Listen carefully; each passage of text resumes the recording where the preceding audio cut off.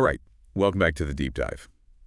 So you've sent us some seriously interesting stuff, and it all circles around this question of like extraordinary financial success, specifically Rafael Badziag's The Billion-Dollar Secret. Yeah, absolutely. The resources you gave us, I mean, they provide a fascinating first look into this book. We've got, these endorsements that highlight its impact, and the introduction lays out Badziag's 5-year journey, right? Like, he spent 5 years interviewing over 20 self-made billionaires. Wow. From all over the world, from all different backgrounds, so a really diverse set of perspectives. Okay, so it sounds like our goal here then is to really go beyond the surface level, like to really dig into those core principles that Badziag pulled out and challenge some of those common misconceptions about wealth creation, right? To give you, the listener, actionable insights, not just like surface level, oh, they were lucky or they were in the right place at the right time, but really what made these people different. Exactly. And even the endorsements you sent hint at that, like how the path to immense wealth often looks nothing like what we might expect. Totally. Okay, so where do we even begin to unpack this? Well, I think a great place to start is by addressing some of the assumptions, like even the endorsements you shared kind of hint at this, right? Yeah. That the journey to immense wealth often looks nothing like what we expect. Yeah, for sure. And I think that the first myth that Badziag seems to confront head on is this whole idea that billionaires are born in these wealthy developed nations, right? Like it's got to be US or Western Europe or somewhere already like established. Yeah. I feel like that's a crucial foundation to address right away. Yeah, totally. And to illustrate this, he introduces us to the story of N.R. Narayana Murthy, the co-founder of Infosys. Infosys, huge global company. But think about the backdrop. He was born in India in 1946. Okay. At a time when it was one of the poorest countries on earth. Wow. Okay, that immediately like reframes the whole picture. What were his circumstances growing up like? Yeah, so the book paints a picture of significant hardship, Murthy experienced poverty firsthand, very limited resources. Think about this. They couldn't even afford newspapers. So his main source of knowledge, information, learning was public libraries. Public libraries as the main source of intellectual nourishment, right? Yeah. That's so different from what we imagine with a lot of these tech founders, right? Totally. And it gets even more remarkable when you think about the conditions when he actually launched Infosys. Right? This was the early 80s in India, Totally. I mean, think about the context, right? So early 1980s, India is not just economically struggling, right? It also has a very restrictive government that heavily regulates business, Yeah. Just getting approvals, dealing with the bureaucracy could be incredibly challenging and time-consuming. Oh, for sure. To start a software company in that context, it's kind of amazing that he was able to do it at all. Totally. What were some of the biggest hurdles they had to overcome? Like what were some of the things that really stand out? Well, frequent power outages were a constant problem. I mean, that seems so basic. Yeah. But even more fundamentally, they didn't have a computer. Okay, so how do you start a software company without a computer? That's the question, right? And it really speaks to their resourcefulness. Right. So to import a computer, they needed a government license. That process took 3 years. 3 years. And 50 trips to Delhi. 50 trips. That's Delhi's not exactly right around the corner, is it? No, not at all. It's over 2,400 kilometers each way. Wow. Each trip, a 2-day journey by train. So that's 100 days of travel just to secure the license. Yeah, it's mind-boggling. So, okay, 3 years. They don't have a computer. Mm-hmm. How do they even get started as a software company? What did they do? I mean, their initial solution was really creative, out of necessity. Yeah. They managed to get a client in the U.S. who let them write code on their computers. Yeah. So 6 of the 7 co-founders actually traveled to the U.S. to do the work. Wow. And Murthy stayed behind in India to sort out all the bureaucracy, including that import license. I mean, the logistics of all of that are just mind-blowing. Yeah. And, I mean, even if they could write the code, then you've got to think about the communication challenges, right? Absolutely. I mean, back then in India, businesses often had to wait 5 to 7 years just to get a phone line installed. And even then, international calls, especially to the U.S., were notoriously unreliable.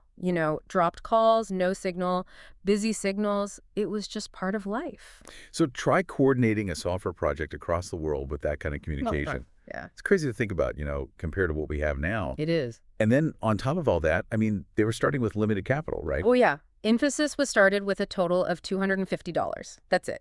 $250 Pulled together by the 7 founders. to launch what would become, this global tech giant. Wow.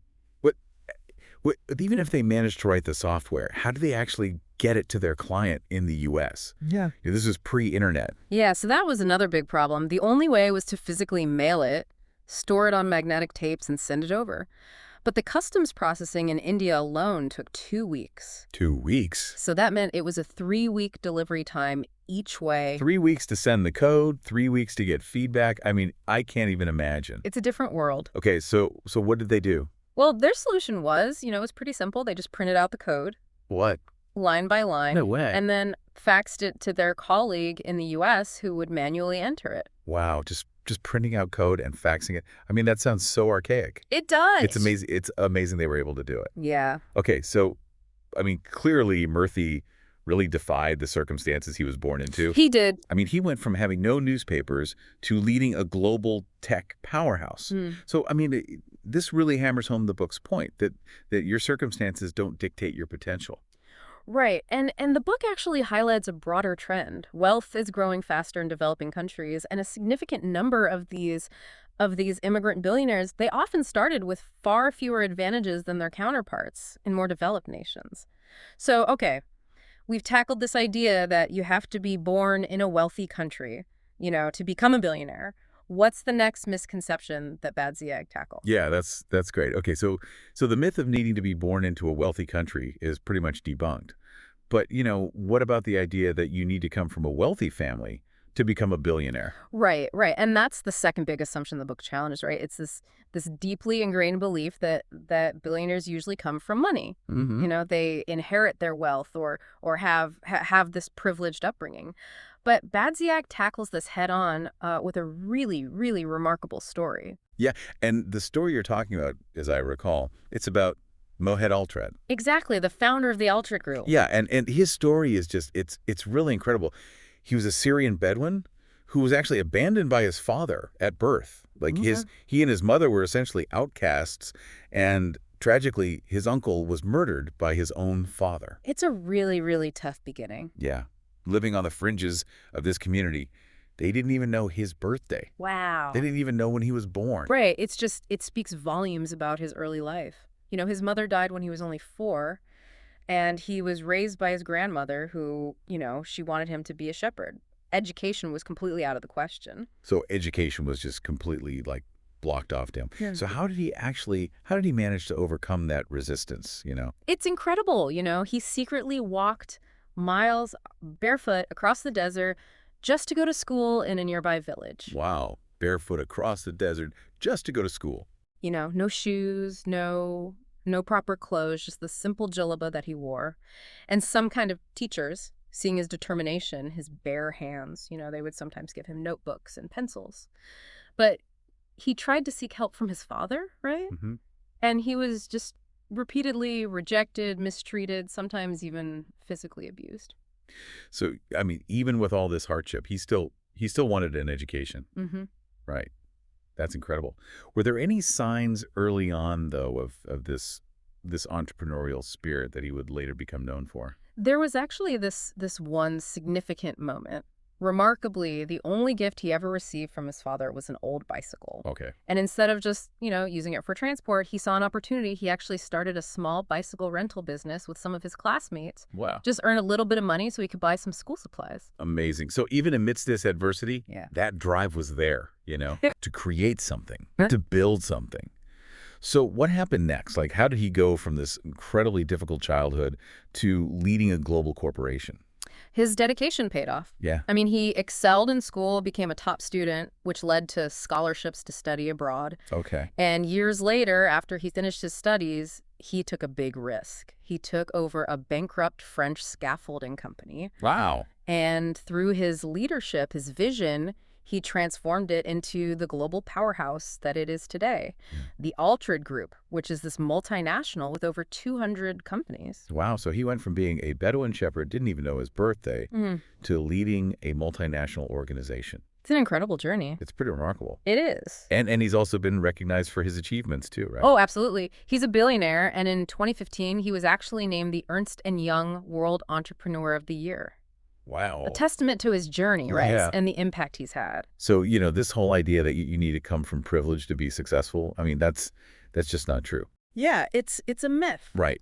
And I know that the book also it brings in some statistics to back this up. It does. The book highlights that over 70% of billionaires worldwide are self-made. Okay. Less than 30% inherited their wealth. No. And only about a quarter fit this kind of stereotypical image of coming from a privileged background. So this really challenges the traditional image of a billionaire, right? Yeah, the inherited wealth, the silver spoon stereotype is just becoming increasingly inaccurate. Okay, so we've got two major misconceptions down. Mhm. The third one, a lot of people feel really strongly about this, is education, right? Mm-hmm. Specifically, this idea that you need to go to like a top-tier university to be successful. Yeah, a lot of people believe that, right? Yeah, I mean, we associate wealth with, fancy degrees, Ivy League schools, that kind of thing. Right, it's like a prerequisite. Yeah, but the book challenges this through another story. And this one's about Cao Dewang, the founder of Fuyao Glass. Yes, exactly. And his background, his educational journey is really, really different from what you might expect. Okay, so what was his early life like? So Cao Dewang, he grew up in this really poor village in China. It was during the Cultural Revolution. It was a very tough time. His family was extremely poor, and his father actually abandoned them before he was even born. And get this, he didn't even give him a name until he was 9 years old. What? Yeah, it's a big deal in Chinese tradition to not have a name. Yeah. He was raised by his mother along with 5 siblings, and it was a really hard life. So incredibly difficult start. What about his schooling? So even though legally children had to go to school, his family just couldn't afford the fees. Oh. So he finally started school at 9 years old, still without a name. His uncle eventually gave him the name Dewang. And he was enthusiastic at first, but he just really struggled. He was restless. He was kind of an outsider, defying teachers, and quickly gained a reputation as a bad kid. He even urinated on the principal at one point. Okay, I mean, that's a surefire way to be kicked out of the school. Yeah, and he was. Oh, After yeah. finishing only 5th grade, he was forced to leave permanently. And honestly, his family was probably relieved because they couldn't afford the tuition. And in China, leaving after 5th grade basically makes you nearly illiterate. Wow. Okay, so literate at 14. Yeah, and this really speaks to the power of self-education. Yeah, for sure. So what did he do after he left school? So at 14, with basically no education, he became kind of an outcast in his village. Mhm. He was assigned to take care of the communal cow, a really low-paying, kind of menial job. He Yeah. couldn't get any skilled work. But this is actually when things started to change. Instead of giving up, he became really determined to escape poverty. And he started to teach himself. He would study his older brother's old textbooks, in his spare time. Okay. But there was a problem. There were so many characters he didn't recognize. Yeah, Chinese has like thousands of characters. Thousands, yeah. And his brother, would help him at first, but he would get impatient. So Cao Dewang realized he needed a dictionary. But a good Xinhua dictionary, it cost 0.8 yuan, which was a lot of money for him. Yeah. So what did he do? Yeah. He started waking up early every day to cut grass by the river, right? Okay. And he'd sell this fresh grass to horse owners in the village. Okay. And he saved all of this money for a whole year until he could buy the dictionary. Wow. So, I mean, pure grit and resourcefulness. Absolutely. And once he had that dictionary, I mean, that really opened up a whole new world for him. It did. He meticulously looked up every single character he didn't know, making sure she understood the meaning. Oh. But he didn't stop there. He realized to really understand the stuff in the textbooks, he needed an encyclopedia. And that was even more expensive. Each volume cost 3 yuan. Oh. It took him another 3 years of saving to buy that. 3 years? Yeah, the years of self-education driven by this desire to learn. Incredible. Yeah. So what did he do with all this knowledge? Eventually, it started to pay off. Mhm. He worked all sorts of jobs. He sold vegetables. He was a tobacco farmer. He farmed mushrooms, worked in construction, repaired engines. He was a cook. He sold goods, acted as a purchasing agent, and eventually he managed a factory. I mean, talk about a diverse set of experiences. Right. And all of this experience, it gave him practical knowledge and skills, which eventually led him to start his own business, Fuyao Glass Industry Group. Okay, which has now become the world's largest automotive glass manufacturer. It has. I mean, so he went from a fifth-grade education and tending a cow to leading a global manufacturing giant. That's pretty remarkable. Yeah, it is. And it shows that a top-tier university education isn't necessarily a prerequisite for becoming a billionaire. No, it definitely isn't. Yeah. And in fact, he even received that prestigious entrepreneur award, He right? did. Almost 50 years after what he considers his lowest point in life, he was named the Ernst & Young World Entrepreneur of the Year in 2009. Wow. And now, of course, he's one of the wealthiest individuals in China. All without a formal degree. Exactly. So these three stories, right? Murthy, Altred, and Cao Dewang, I mean, they really illustrate that these traditional prerequisites that we often associate with achieving success, they don't always hold true. Right. So if it's not about where you're born, who your parents are, or your education level, then what is it? That's the big question, right? Yeah. And Badziag argues that if those external factors aren't the primary drivers, then there has to be a powerful internal element at play. So what is it that drives some people to overcome these seemingly insurmountable obstacles while others, with tons of advantages, achieve relatively little? So it's not just about being in the right place at the right time. No. It's not just about luck. No, it's not. It's got to be something more. And what is that? Well, according to Badziag, it's something he calls the billion-dollar secret. The billion-dollar secret. It's a shared inner mindset that these extraordinary individuals possess. Okay, so what is this secret? What's the first thing we learn? Well, the first secret is it's this profound ability to overcome unfavorable conditions. Okay. In fact, he suggests that sometimes adversity can actually serve as a catalyst for greater achievement. Interesting. So it's not about waiting for things to be perfect.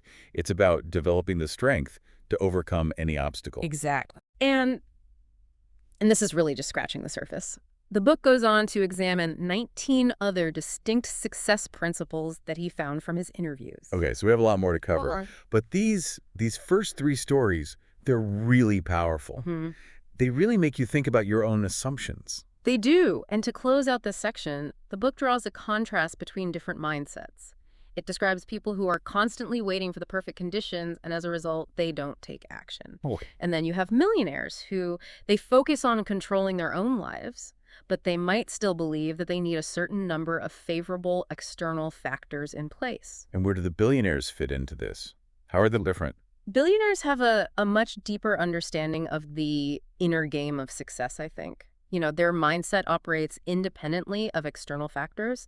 They believe in their ability to create success regardless of what's going on around them. So to kind of wrap things up, it seems that, based on the billion-dollar secret, becoming a self-made billionaire is less about where you start and more about how you play the game. It's about the internal drive, the resilience, the commitment to learning and growing, even when things are tough. The stories of Murthy, Altred, and Cao Dewang, I mean, they're all so different, but they show us that there's no one-size-fits-all path to success. And it's really inspiring. It shows that amazing things are possible. Yeah, it really is. So for you, the listener, I want you to think about the challenges that you're facing right now, the limitations that you might see in your own life. How would your perspective shift if you adopted this mindset of inner strength, self-improvement, and determination? What would change for you? And maybe even more importantly, which of these early insights, these billion-dollar secrets, resonates most with you right now? It's definitely something to think about. Absolutely. So much to consider as we continue to delve into this book and the wisdom that it holds. Thanks for joining us on this deep dive.